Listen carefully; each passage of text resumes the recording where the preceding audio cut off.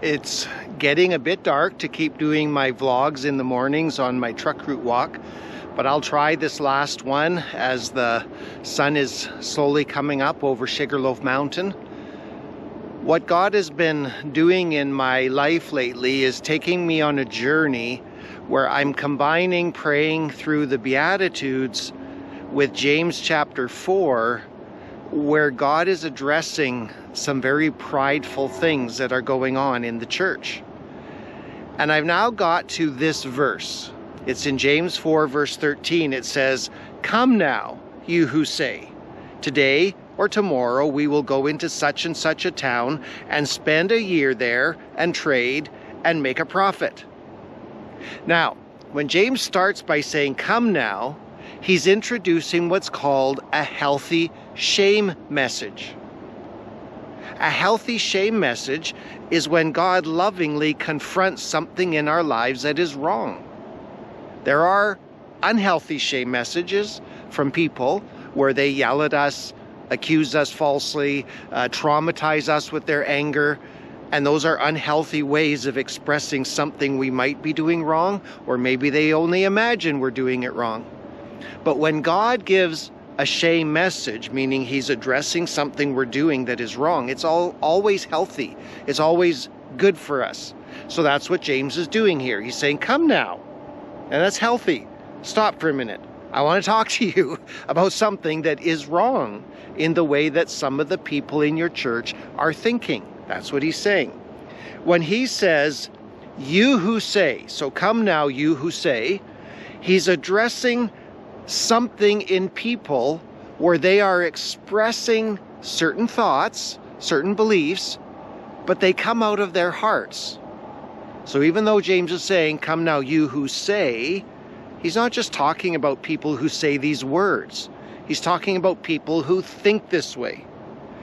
And the rest of this, okay, today or tomorrow, we will go into such and such a town and spend a year there and trade and make a profit.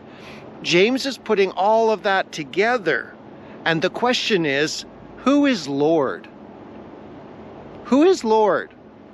And this one phrase, it's not even a complete sentence, it breaks down into 5 things. Time, because you're talking about today or tomorrow. Location, you're going to go to such and such a town. Duration, you plan to spend a year there. Activity, you plan to trade, do business. Result, you expect to make a profit. And what James is saying is, come now, you who talk like that. Are you Lord over your time? Are you Lord over your location? Are you Lord over the duration that you stay somewhere doing something? Are you Lord over your activity, that you're going to do trade, that you're going to do a certain thing?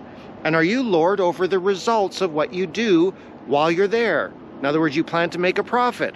That means you think you're Lord over what you're doing. I want to give you an example using that first focus on time. Come now, you who say, today or tomorrow, I will do such and such. Think about what it means for us to face the poverty of our spirits about what we're doing with our time.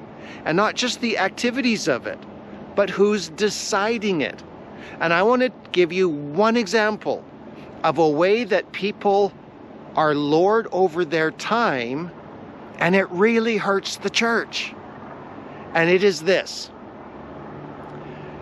One day, something comes up, and somebody is all of a sudden aware that there is something inside them that they have buried. And their reaction to it is, I'm not going to address that with God right now. And as soon as they say that, they are Lord over the time.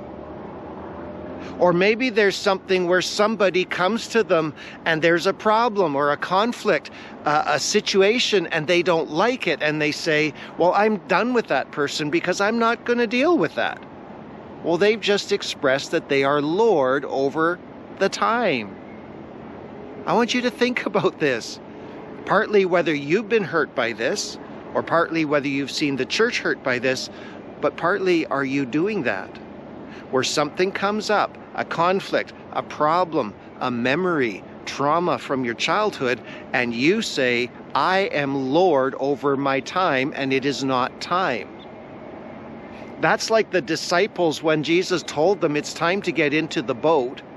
And while they're crossing the sea, a storm comes up, and it's so terrifying that they would say, this was a bad time to come across the lake. No, it wasn't. If Jesus said get into the boat, then it wasn't a bad time to get into the boat and cross the lake. Does that make sense? That we often decide to take lordship over our time because we decide it couldn't be time. Maybe there is something that Jesus has already told you it is time, and you're fighting him on it. And I'm sharing this so you will accept the blessing of poverty of spirit and say, Lord, you're right. What I'm doing is wrong. You will let yourself mourn what you're doing. You will meekly surrender to the authority of Christ and let yourself hunger and thirst for the righteousness of saying, Lord, what are you doing in this? Lord Jesus, be Lord over this time. Something bad just happened, be Lord over it. People just left me, be Lord over this. There's things going on in the world we can't control. And Jesus is giving a healthy shame message saying, come now, you who say, I am Lord of my time. Come now. Let Jesus be Lord over your time today.